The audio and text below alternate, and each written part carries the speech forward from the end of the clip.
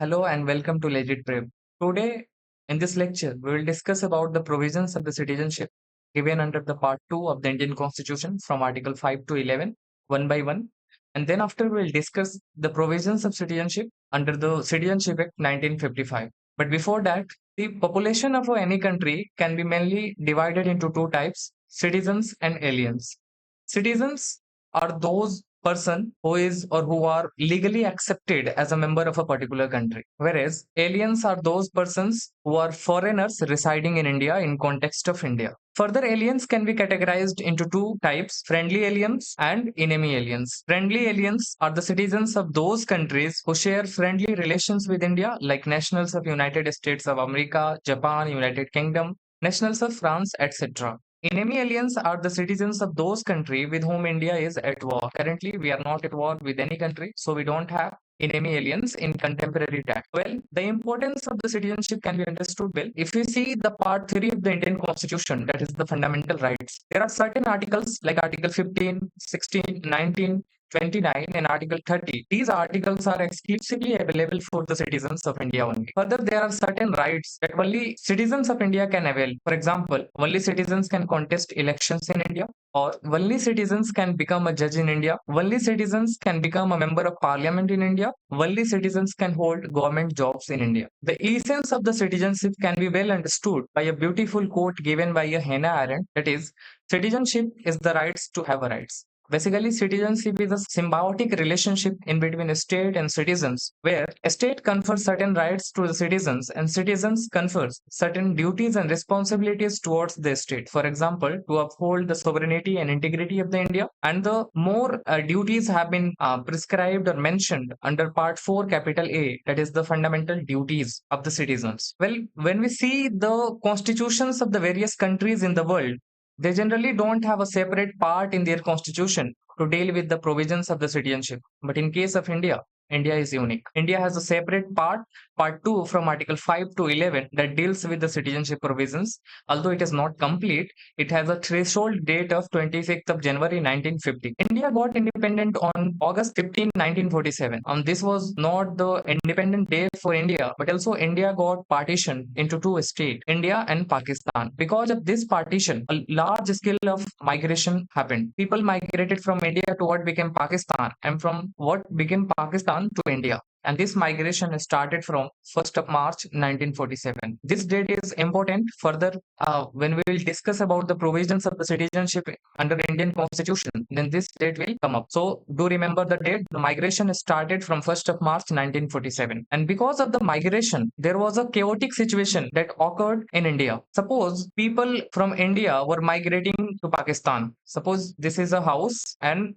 Mister A जो है अपना घर छोड़ करके चले गए कहाँ पाकिस्तान, बट कोई पाकिस्तान से भी कोई इंडिया आया तो मिस्टर ए जो घर छोड़ के गए थे वो घर को दे दिया गया, जिसको बोला जाता था इवैक्वी प्रॉपर्टी, और वो मिस्टर बी को दे दिया गया क्योंकि वो पाकिस्तान से माइग्रेट करके इंडिया आए। बट कुछ लोगों को पाकिस्तान जाने के बाद डिसइल्यूजन फील होता है और वो वापस चले आते हैं इंडिया, और वो जो प्रॉपर्टी छोड़ के गए थे जिसको मिस्टर बी को दे दिया गया जो कि पाकिस्तान से आए थे, उस प्रॉपर्टी को मिस्टर ए रिक्लेम करते हैं, और इसके वजह से एक बहुत ही केओटिक सिचुएशन राइज होता है। तो देन इस इशू को टैकल करने के लिए then home minister of India Sardar Vallabh Bhai Patel he wrote a letter to the then prime minister Pandit Jawaharlal Nehru कि we should look after this, इसको टैकल करने के लिए कुछ तो करना पड़ेगा। Then prime minister imposed a permit system, and on the date of 19 July 1948, this date permit system का imposition होता है, और सिंपली आप अंडरस्टैंड कर सकते हो परमिट सिस्टम को इन today's और कंटेम्परेरी टाइम वीजा का एक ऑल्टरनेटिव था कि अगर कोई अब पाकिस्तान से इंडिया आ रहा है तो उसको स्क्रूटिनाइज किया जाएगा और उस बिना परमिशन को नहीं आने दिया जाएगा। अगर किसी को आना है तो गवर्नमेंट ऑफ इंडिया से परमिशन लेकर आना होगा, और किसी को इंडिया से पाकिस्तान जाना है तो गवर्नमेंट ऑफ इंडिया से परमिशन लेकर जाना होगा। Well, to understand the provisions of the citizenship given under the Indian Constitution, we firstly need to understand the certain criteria. Firstly, The provisions of the Indian Constitution firstly target a population, and then after there are certain conditions. After fulfilling those conditions, those targeted population will get benefit of those citizenship provisions. इस पूरे system को हम एक example से समझ सकते हैं। Suppose कि गवर्नमेंट ऑफ इंडिया जो है एक स्कीम लॉन्च करता है कि 30 लाख रुपीज जो है इंडियंस को दिए जाएंगे एज अ लोन। तो अगर टारगेट पॉपुलेशन कौन हुए? Indian citizens. और इसी के साथ एक कंडीशन ये लगा दिया जाता है कि वैसे इंडियंस जिनका एनुअल इनकम जो होगा वो 10 लाख से कम होगा। तो अगर आप देख सकते हो तो यहाँ पे गवर्नमेंट ऑफ इंडिया का जो एक हाइपोथेटिकल सिचुएशन में बता रहा हूँ, इसमें 30 लाख लोन देने की जो बात हो रही है, इसका टारगेट पॉपुलेशन क्या है? इंडियंस है। कोई पाकिस्तानी आके नहीं ले सकता है, कोई फॉरेनर्स आके नहीं ले सकता है, क्योंकि ये कैटेगोरिकली बताया जा रहा है कि इंडियंस के लिए ये स्कीम है। बट इंडियंस सारे तो एलिजिबल हैं। कब? जब वो इस कंडीशन को फुलफिल करेंगे, जब उनका एनुअल इनकम जो है वो 10 लाख से कम होगा। Let's delve in the provisions of the citizenship. Firstly, Article 5. Citizenship at the commencement of the Constitution. Very important to remember the threshold date. Commencement of the Constitution. The Constitution of India was commenced on 26th of January 1950. It means article 5 जो है इसका threshold date क्या है कि अगर Indian citizens जो India में थे, जो भी लोग इंडिया में थे eight the time of the constitution के, जो कॉमेंसमेंट के टाइम पे इंडिया में थे, उनको बेनिफिट मिलेगा आर्टिकल 5 को और उनको सिटीजनशिप मिलेगा। लेकिन इसके लिए कंडीशन है। कंडीशन क्या है? Condition number 1, was born in the territory of India, जो इंडिया में है eight the time of the commencement of the constitution, और उसकी बर्थ भी होगी इंडियन टेरिटरी में, तो देन उसको सिटीजनशिप मिल जाएगा। अगर फर्स्ट क्राइटेरिया कोई फुलफिल नहीं करता है तो दूसरा क्राइटेरिया भी फुलफिल करके वो सिटीजनशिप ले सकता है। तो दूसरा क्राइटेरिया क्या है? Either of his parents was born in territory of India. दोनों पेरेंट्स में से कोई भी एक अगर टेरिटरी ऑफ इंडिया में अगर उनका बर्थ हुआ होगा तो उस पर्सन को क्या मिल जाएगा? सिटीजनशिप मिल जाएगा। अगर दूसरा कंडीशन भी फुलफिल नहीं होता है तो इसमें तीसरा कंडीशन भी है।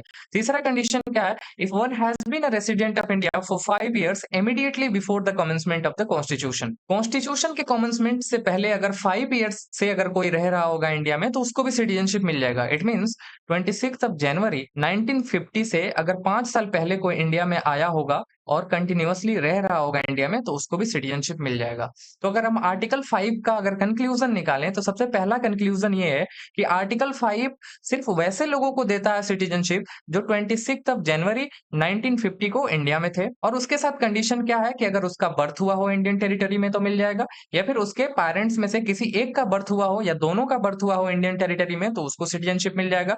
अगर ये दोनों क्राइटेरिया फुलफिल नहीं होता है तो देन थर्ड क्राइटेरिया है कि वो कमेंसमेंट ऑफ द कॉन्स्टिट्यूशन से पहले 5 इयर्स पहले इंडिया में आया हो और इंडिया में रह रहा हो। Okay, well then moving to the next article, Article 6. It talks about that rights of the citizenship of certain persons who have migrated to India from Pakistan. ये ऐसे लोगों के सिटीजनशिप राइट्स के बारे में बात करता है जो पाकिस्तान से इंडिया माइग्रेट होकर के आए हैं। तो टारगेट पॉपुलेशन कौन हो गए? जो पाकिस्तान से इंडिया आए हैं।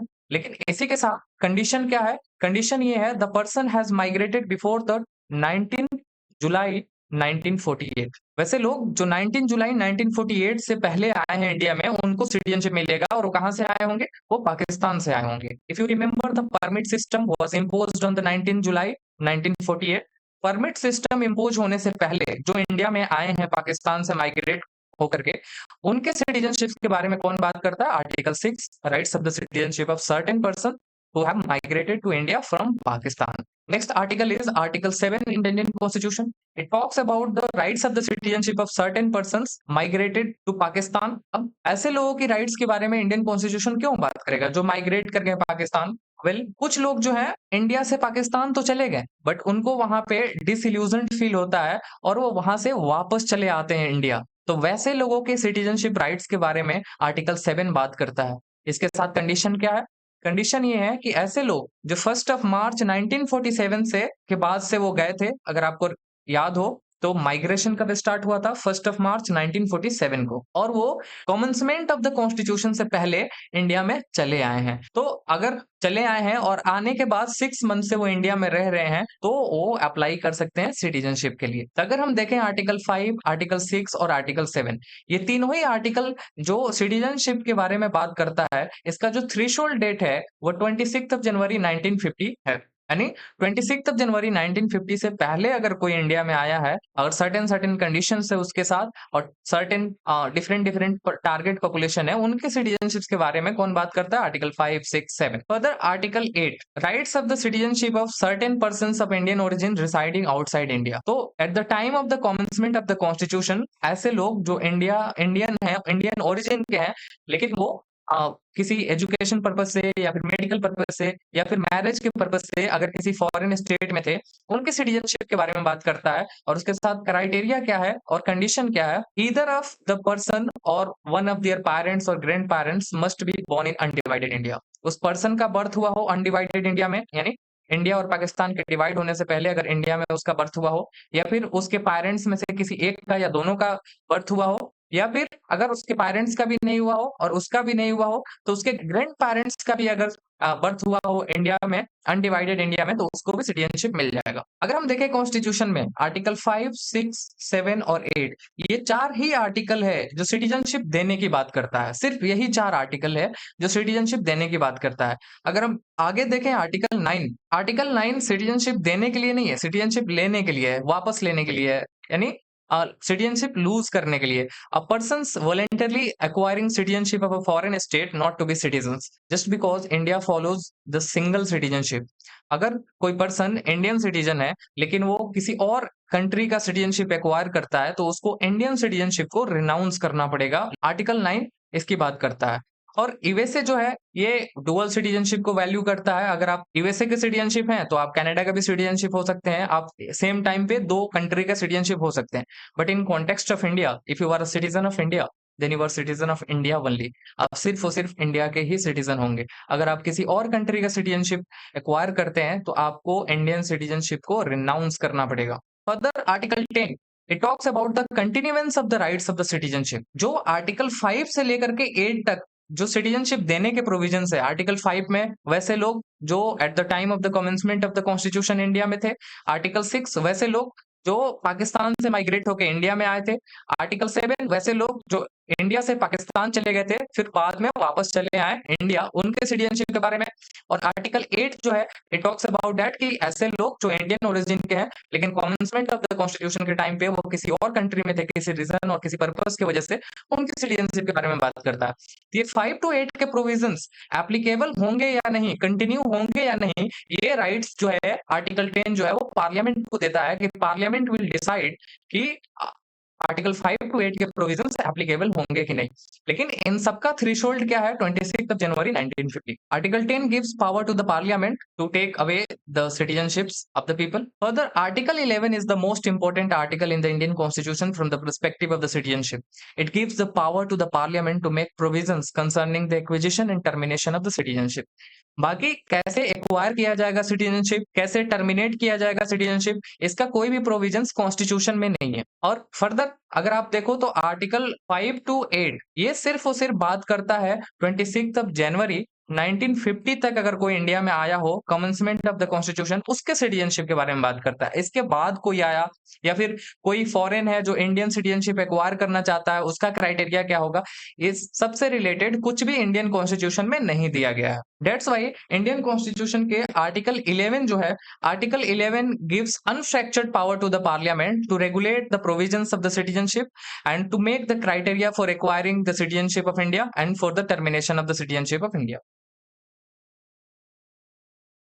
And to this article, इस आर्टिकल का यूज करके इंडियन पार्लियामेंट ने in the year 1955 citizenship act law पास करता है, सिटीजनशिप एक्ट पास करता है। और इस सिटीजनशिप एक्ट में 5 ways for the acquisition of the Indian citizenship and 3 ways of losing Indian citizenship has been given in the Citizenship Act 1955। We'll see one by one. Let's summarize the provisions of the Indian citizenship under the Indian Constitution. Article 5, citizenship at the commencement of the Constitution. Article 6, rights of the citizenship of certain person who have migrated to India from Pakistan. Article 7, rights of the citizenship of certain migrants to Pakistan. Article 8, rights of citizenship of certain persons of Indian origin residing outside India. तो ये 4 ही article जो है Indian constitution में ये citizenship देने की बात करते हैं। आर्टिकल 9 जो है ये बात करता है कि अब अगर कोई वॉलंटरली किसी फॉरेन कंट्री का या फिर किसी भी कंट्री का अगर सिटीजनशिप एक्वायर करता है तो उसको इंडियन सिटीजन सिटीजनशिप को रिनाउंस करना पड़ेगा। Further article 10 talks about that कि जो प्रोविजन 5, 6, 7 और 8 के हैं वो कंटिन्यू रहेंगे या नहीं, क्या उनको बेस माना जाएगा या नहीं, सिटीजनशिप दिया जाएगा कि नहीं, ये पावर किसको देता है? आर्टिकल 10 पार्लियामेंट को। और आर्टिकल 11 जो है वो पार्लियामेंट को अनफ्रैक्चर्ड पावर देता है कि फर्दर जो सिटीजनशिप के प्रोविजंस हैं, टर्मिनेशन एंड एक्विजिशंस का, वो पार्लियामेंट डिसाइड कर सकता है किसी लॉ के थ्रू। और इस आर्टिकल का यूज करके पार्लियामेंट ने in the year 1955 citizenship act 1955 को इन्फोर्स किया, और जिसमें हम देखते हैं 5 ways of acquiring Indian citizenship and 3 ways of losing Indian citizenship. So then there are 5 ways of acquiring Indian citizenship in Citizenship Act 1955. First, citizenship by birth, then citizenship by descent, then citizenship by registration, then citizenship by naturalization, and then citizenship by incorporation of foreign territory.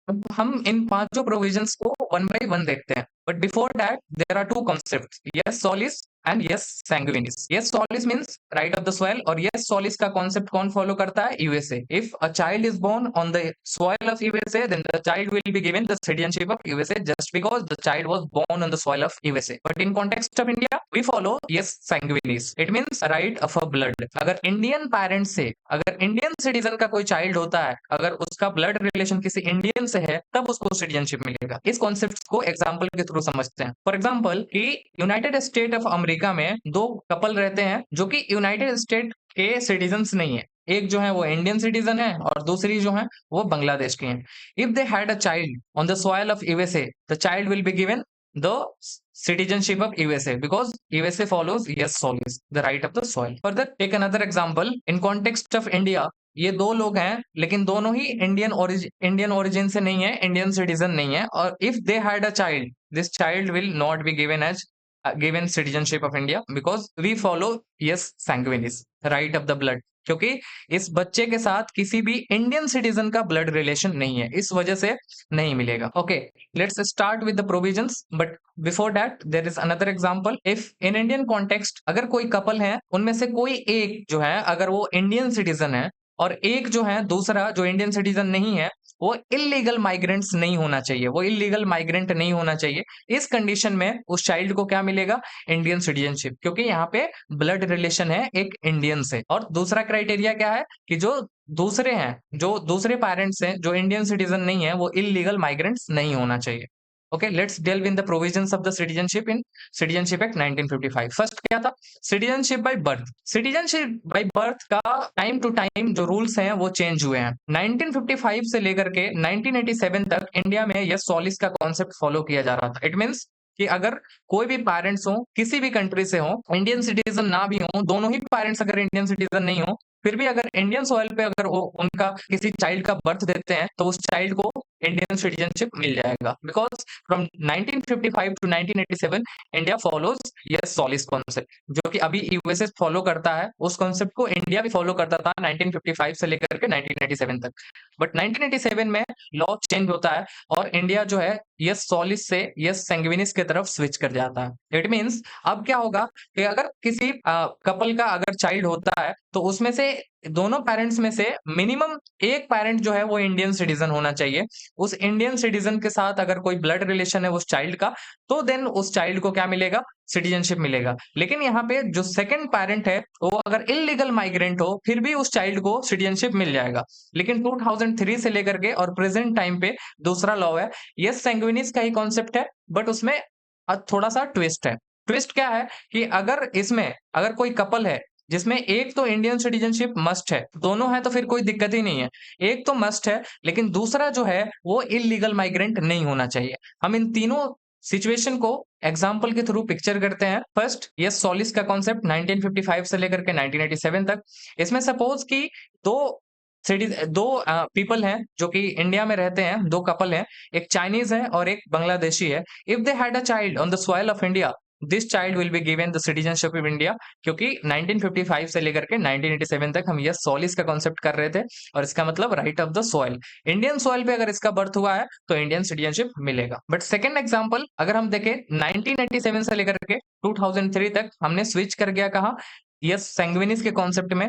इस concept में अगर ये दोनों foreigners जो कि Indian citizen नहीं है, अब ये एक चाइल्ड का बर्थ देते हैं, तो इस चाइल्ड को इंडियन सिटीजनशिप नहीं दिया जाएगा, क्योंकि राइट ऑफ द ब्लड इसमें नहीं है। दोनों ही पेरेंट्स में से कोई भी जो है वो इंडियन सिटीजन नहीं है। बट अगर दोनों पेरेंट्स में से कोई एक इंडियन सिटीजन है और दूसरा कोई भी हो, इलीगल माइग्रेंट हो या फिर लीगल माइग्रेंट हो, ये मैटर नहीं करता है from the duration of 1987 to 2003, लेकिन इस चाइल्ड को क्या मिलेगा? इंडियन सिटीजनशिप मिलेगा। लेकिन 2003 से लेकर के और प्रेजेंट टाइम पे ये सैंग्विनिस का ही कॉन्सेप्ट है, लेकिन with a bit twist in it. For example कि अगर ये दोनों हैं, एक दो पेरेंट्स हैं, दो कपल हैं, एक इंडियन है और एक चाइनीज है।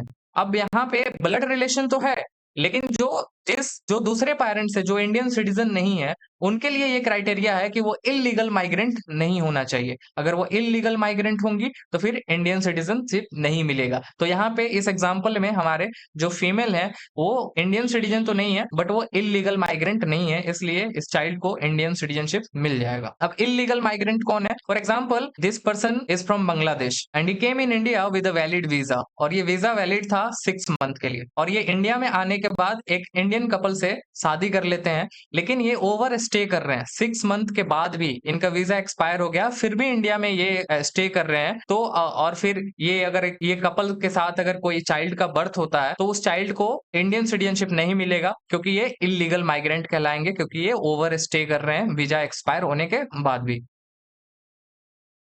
सेकंड एग्जांपल इलीगल माइग्रेंट का हो सकता है कि अगर कोई पर्सन बिना वीजा का अगर स्नीक करता है इंडिया में, बिना वीजा का चोरी से आ जाता है, तो वो इलीगल माइग्रेंट कहलाएगा। अगर ये आता है इंडिया में, अगर किसी इंडियन सिटीजन से शादी करता है and then after they had a birth of a child, तो उस चाइल्ड को सिटीजनशिप नहीं मिलेगा, क्योंकि जो दूसरा कपल है वो इलीगल माइग्रेंट है। आई होप आपको सिटीजनशिप बाय बर्थ का कॉन्सेप्ट जो है ये समझ में आ गया होगा। इसका 3 टाइम पीरियड है, फ्रॉम 1955 टू 1987 हम ये सोलिस का कॉन्सेप्ट फॉलो कर रहे थे। फ्रॉम 1987 टू 2003 हम ये सैंग्विनिस का कॉन्सेप्ट फॉलो कर रहे थे, लेकिन इसमें क्राइटेरिया ये था कि सिर्फ एक सिटीजन जो है, एक पर्सन जो है वो इंडियन सिटीजन होना चाहिए, और जो इंडियन सिटीजन नहीं है दूसरा पर्सन, वो इलीगल माइग्रेंट हो या फिर लीगल माइग्रेंट हो, फिर भी कोई फर्क नहीं पड़ता है उस चाइल्ड को। अगर कोई चाइल्ड होता है तो उसको इंडियन सिटीजनशिप दे दिया जाएगा।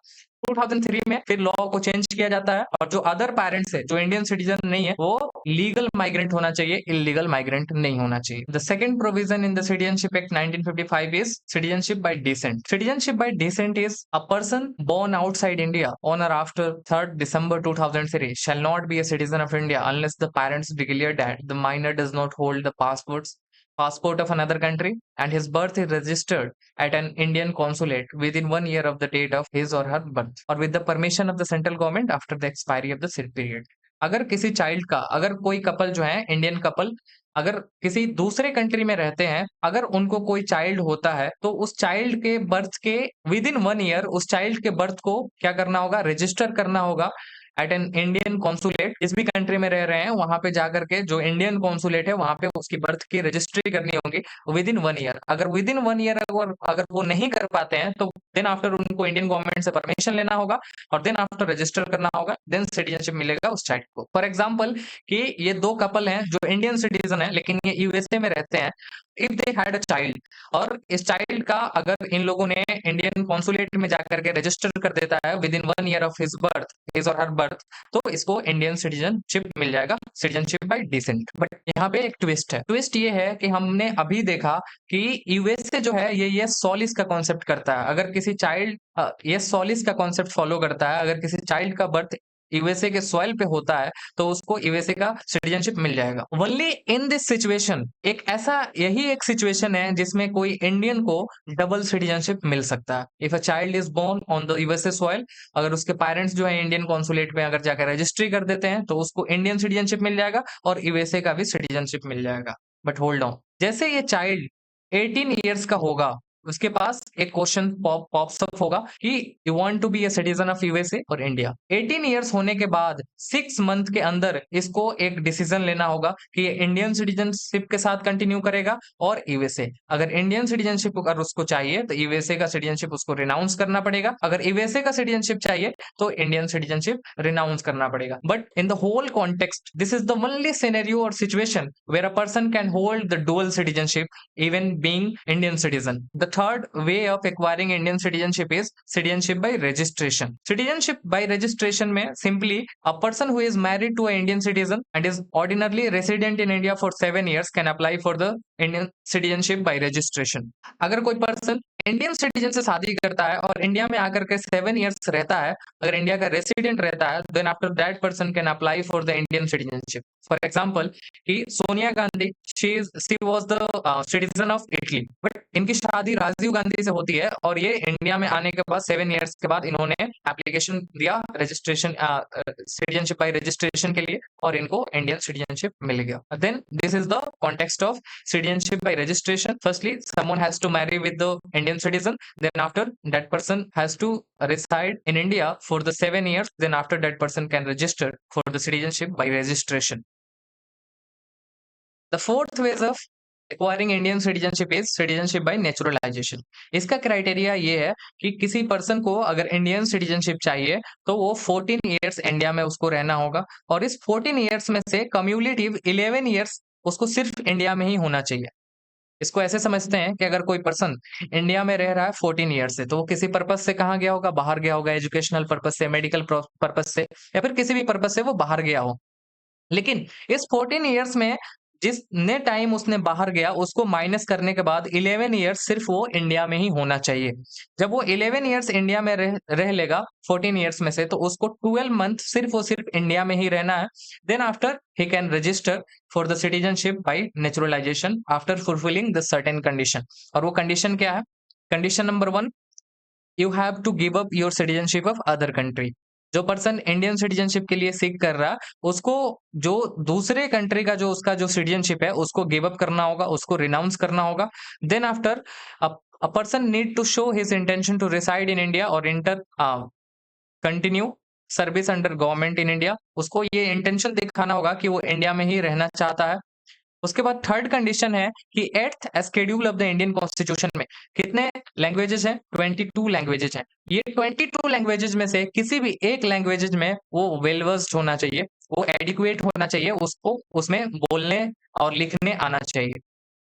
आफ्टर दैट उसको 11 ईयर्स आउट ऑफ 14 ईयर्स रहना होगा और then after 12 month after 11 years 14 years में से जब वो 11 ईयर्स सिर्फ इंडिया में रह लेगा उसके बाद 12 मंथ्स कंजिक्यूटिवली उसको सिर्फ इंडिया में रहना है और उसके बाद वो अप्लाई कर सकता है सिटीजनशिप के लिए इंडिया में. ये फोर्थ वेज था सिटीजनशिप बाय नेचुरलाइजेशन का. And fifth ways of the acquiring Indian citizenship is citizenship by incorporation of territory. इसमें क्या है कि अगर इंडिया किसी फॉरेन टेरिटरी को अगर एक्वायर करता है तो उस टेरिटरी में जितने भी सिटीजन्स होंगे उनको इंडियन सिटीजनशिप दिया जाएगा. फॉर एग्जाम्पल अगर इन फ्यूचर इंडिया जो है अगर पाकिस्तान को एक्वायर करता है तो पाकिस्तानी सिटीजन्स को इंडियन सिटीजनशिप मिल जाएगा.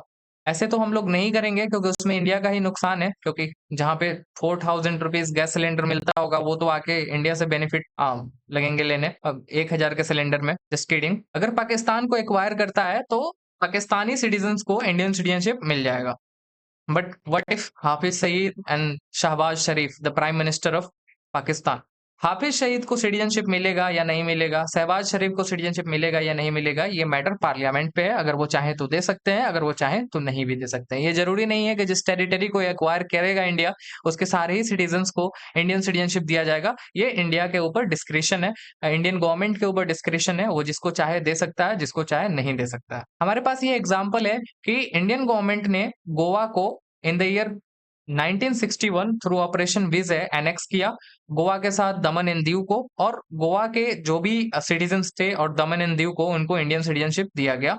Earlier Goa and Daman and Diu जो था वो पोर्चुगीज के कंट्रोल में था, जो कि 1961 में इंडिया ने उसको एनेक्स कर लिया. We saw there are 5 ways of acquiring Indian citizenship in the Citizenship Act 1955, that is citizenship by birth, citizenship by descent, and then citizenship by registration, and then citizenship by naturalization, and then citizenship by incorporation of foreign territory. But there are 3 ways of losing Indian citizenship. Those are also given in the Citizenship Act 1955. First, loss by renunciation. Second, loss by termination. And third, loss by deprivation. Let's understand one by one. First, loss by renunciation. Loss by renunciation के case में बहुत सारे Indian citizen हैं जो किसी foreign country का citizenship लेते हैं अपने बेटर प्रोस्पेक्ट के लिए, अपने फ्यूचर प्रोस्पेक्ट के लिए. इस सिचुएशन में उनको जो इंडियन सिटीजनशिप है उसको रिनाउंस करना पड़ेगा, क्योंकि इंडिया जो है वो डुअल सिटीजनशिप को वैल्यू नहीं करता है। तो इस सिचुएशन में suppose this is Mr A and this is Mrs B, तो इस सिचुएशन में अगर ये यूएसए जाता है लो और यूएसए का सिटीजनशिप अगर ये एक्वायर करता है लो, तो इन लोगों का इंडियन सिटीजनशिप क्या हो जाएगा, कैंसिल हो जाएगा और ये लोग इंडियन सिटीजनशिप लूज कर देगा। बट ये जो किड्स हैं इनके साथ, इनका भी सिटीजनशिप क्या होगा, लॉस हो जाएगा। बट ये जो बच्चे हैं दो, अगर जिस टाइम पे ये 18 ईयर्स के होंगे उस टाइम पे ये चाहें तो इंडियन सिटीजनशिप अटेंड कर सकते हैं। अगेन अगर वो एक्वायर किए होंगे फॉरेन सिटीजनशिप तो उसको रिनाउंस करना होगा उनको, लेकिन 18 ईयर्स के बाद अगर ये चाहें तो इंडियन सिटीजनशिप को देन अगेन अटेंड कर सकते हैं। The second ways of losing Indian citizenship is loss by termination. इसमें गवर्नमेंट ऑफ इंडिया जो है ये टर्मिनेट कर देता है Indian citizenship in case if somebody is staying in India, suppose this person is staying in India and he is Indian citizen, but ये चुपके से यूएसए में जाते हैं और यूएसए का भी सिटीजनशिप ले लेते हैं, लेकिन गवर्नमेंट को इन्फॉर्म नहीं करते हैं और अपना सिटीजनशिप टर्मिनेट नहीं कराते हैं। अगर इन केस अगर ये यूएसए और इंडियन दोनों सिटीजनशिप को एंजॉय कर रहे हैं तो इंडियन गवर्नमेंट को पता चलते ही इनकी सिटीजनशिप को टर्मिनेट कर दिया जाएगा। और ये कौन करता है, the ministry of home affairs look after the overseas matters of the citizenship. Last is loss by deprivation. It is simply if a person is found disloyal towards the constitution, अगर कोई disloyal है constitution के towards, तो उसकी citizenship को terminate कर दिया जाएगा गवर्नमेंट ऑफ इंडिया के द्वारा। If a citizenship is acquired through a fraud or concealment of facts, for example, अगर registration के थ्रू अगर कोई person जो है अगर citizenship acquire किया है, तो registration का क्या criteria है कि इंडियन सिटीजन से शादी करना होगा और 7 ईयर इंडिया में रहना होगा, then after that person can apply for the Indian citizenship. But what if this person only stayed in India for 4 years, 4 year ही रहता है, लेकिन इसने मैनिपुलेट कर देता है कि हमने 7 ईयर्स कंप्लीट कर दिया है और ये सिटीजनशिप ले लेता है और बाद में पता चलता है कि इसने कंसील किया था फैक्ट्स को, तो इसके सिटीजनशिप को टर्मिनेट कर दिया जाएगा। सेम नेचुरलाइजेशन के भी प्रोसेस में अगर कोई फ्रॉड करके अगर कोई सिटीजनशिप लेता है तो उसके सिटीजनशिप को टर्मिनेट कर दिया जाएगा। Third, if one has been out of the country for 7 years continuously, अगर कोई पर्सन जो इंडियन सिटीजन है वो 7 ईयर्स तक अगर कंटिन्यूअसली किसी फॉरेन टेरिटरी में रहता है तो उसके सिटीजनशिप को टर्मिनेट कर दिया जाएगा। फोर्थ, इफ अनलॉफुली ट्रेडेड और communicated with the enemy during war, अगर वॉर के टाइम पे अगर कोई पर्सन जो है इंडियन सिटीजन वो किसी इनेमी कंट्री से अगर वो कम्युनिकेट करता है या फिर ट्रेड करता है तो उसकी सिटीजनशिप को डिप्राइव कर दिया जाएगा और टर्मिनेट कर दिया जाएगा। Fifth, if a citizen within 5 years after registration or naturalization has been imprisoned in any country for 2 years, अगर अगर सिटीजनशिप किसी को रजिस्ट्रेशन या फिर नेचुरलाइजेशन के थ्रू मिला है, अगर उसको किसी क्राइम की वजह से अगर 2 ईयर्स का पनिशमेंट हो जाता है तो उसके सिटीजनशिप को डिप्राइव कर दिया जाएगा। But there are certain exceptions. Exceptions क्या है कि अगर कोई person if one is a student of a foreign university, अगर कोई पढ़ाई करने के पर्पज से बाहर गया है और 7 ईयर्स तक बाहर ही रहता है तो उसके सिटीजनशिप को डिप्राइव नहीं किया जाएगा। जैसे कि थर्ड कंडीशन था कि 7 ईयर्स तक अगर कंटिन्यूअसली कोई फॉरेन स्टेट में जाकर के रहता है तो उसके सिटीजनशिप को डिप्राइव कर दिया जाएगा। But in case of a student who is studying in a foreign university, उसका जो सिटीजनशिप है वो टर्मिनेट नहीं किया जाएगा। सेकंड एक्सेप्शन ये है, an official in service of government, अगर गवर्नमेंट जॉब की वजह से कोई 7 ईयर्स से ज्यादा या 7 ईयर्स तक अगर फॉरेन स्टेट में रहता है तो उसके सिटीजनशिप को डिप्राइव नहीं किया जाएगा। या फिर किसी ऑर्गेनाइजेशन, इंटरनेशनल ऑर्गेनाइजेशन में कोई इंडियन ऑफिशियल काम करता है मोर देन 7 ईयर्स और वो वापस उसके ड्यूरेशन में इंडिया में नहीं आता है तो उसके भी सिटीजनशिप को डिप्राइव नहीं किया जाएगा क्योंकि वो गवर्नमेंट के काम से है। और फोर्थ जो है, one who has registered annually, और जो है अगर 7 ईयर्स से ज्यादा जाकर के फॉरेन स्टेट में रहता है बट वहां के जो इंडियन कॉन्सुलेट है, एम्बेसी है, वहां पे जाके रजिस्टर करते रहता है एनुअली हर साल कि हम इंडियन सिटीजन है और इंडियन सिटीजन रखना चाहते हैं और रीजन देता है कि मैं अपने वर्क पर्पस या फिर एजुकेशन पर्पस यानी जिस भी पर्पस से वो वहां है तो उसके सिटीजनशिप कंटिन्यू होगा। Let's summarise whatever we have read it. Firstly we saw the provisions of the citizenship under the Indian constitution from article 5 to article 11। Article 5 talks about that citizenship at the commencement of the constitution. Then after article 6, rights of the citizenship of certain persons who have migrated to India from Pakistan. Article 7, rights of the citizenship of certain migrants to Pakistan. Article 8, rights of the citizenship of certain persons of Indian origin residing outside India. Article 9, persons voluntarily acquiring citizenship of foreign state not to be citizens. Article 10, continuance of the citizenship rights. And Article 11, it gives the power to the parliament to make provisions concerning the acquisition and termination of the citizenship. If we see Article 5 से लेकर के Article 8 तक ही citizenship देने के provisions हैं constitution में, और इसका थ्रेशोल्ड क्या है, 26 जनवरी 1950। इसके बाद किसको सिटीजनशिप दिया जाएगा, किसको नहीं दिया जाएगा, ये बात करता है आर्टिकल 11, और ये बोलता है कि पार्लियामेंट के पास अनस्ट्रक्चर्ड पावर है कि वो कोई भी प्रोविजंस बना सकता है for the acquisition and termination of the citizenship. Parliament in the year 1955, using that article 11 only, passed the Indian Citizenship Act 1955, और इस Indian Citizenship Act 1955 में 5 ways दिए हुए हैं for the acquisition of the Indian citizenship: citizenship by birth, then citizenship by descent, then citizenship by registration, and then citizenship by naturalization, and then citizenship by incorporation of foreign territory. And इसी में 3 ways दिए हुए हैं for the loss of the Indian citizenship, that is the citizenship loss by the renunciation, loss by the termination, and loss by the deprivation. That's it, guys, from the perspective of the citizenship provisions in the Indian Constitution and the Citizenship Act 1955. We'll continue these citizenship provisions in second part. There we will discuss about the recent Citizenship Amendment Act 2019, CAA 2019. And if you want to download the PDF of this lecture, you can download it from the Telegram group. The link for the same has been given in the description box. And don't forget to like, share, and subscribe. Thank you.